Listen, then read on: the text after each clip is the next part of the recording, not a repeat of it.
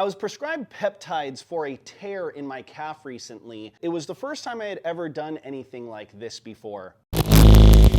Now, before I ever got one of these bottles, the first thing I did was do a little bit of research, and one of the people that I reached out to was Coach Robb Beams of CRS, Complete Racing Solutions. When I asked him about peptides specifically and recovery, especially from an injury like mine, I gotta be honest, I was kind of surprised at his response. Coach, chime in here. Why are peptides a thing now when I feel like just a few years ago we didn't really hear about them? Yeah, it's a great question, Pierre. We get peptides when two amino acids literally are bound by a peptide. We're getting into some deep chemistry, but peptides are very, very powerful because they interact with the receptors on the top of the cell. So for example, when you take a particular type of peptide, take for example one that is specific to growth hormone, it triggers the pituitary gland to start producing more human growth hormone, which makes you leaner, makes your muscles grow bigger and stronger. When you look at what your doctor prescribed, it's going to be what we call a peptide stack, where you're going to have a peptide that's going to offset inflammation and swelling. When the body's in less pain, it can focus more on rejuvenation and getting stronger and healing up quicker. The other peptide he put you on is designed to generate new tissue for the healing and the re-strengthening of your heel. So then, is this the reason why we might be seeing so many pro riders having career-ending injuries not actually be career-ending?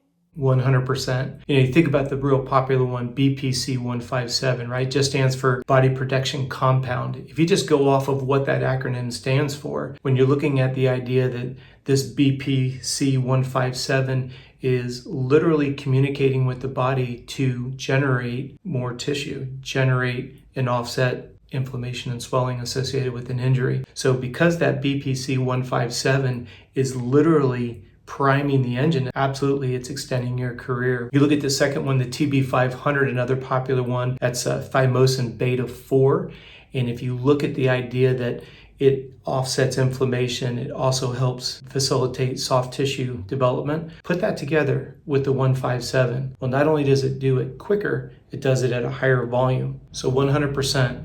Peptides are a game changer when it comes to extending someone's career. So inevitably somebody's gonna ask, what's the difference between this and a performance-enhancing drug? Or are these performance-enhancing drugs just in a different category? According to the Olympic Committee, yes, they are. When a peptide plays the role of a hormone, hormone's role in the blood is to communicate. So when a peptide triggers the production of human growth hormone, when it triggers the production of lean muscle mass, believe it or not, because peptides are very target specific, you can take peptides that will melt body fat. You can take peptides that increase your gut health, which improves absorption of nutrients. Because the role of communication that stimulates hormones, that's the reason why the Olympic Committee says peptides give you an unfair advantage. So you're able to do more load in a shorter period of time, and you're able to come back the next day and resume as if you hadn't done anything hard the day before. Ironically, when we're talking about a performance-enhancing drug, this is where peptides can get put on what's called a TUE, a therapeutic use exemption form. And believe it or not, there are people that you're watching at the Olympics who are on prohibited substances such as peptides,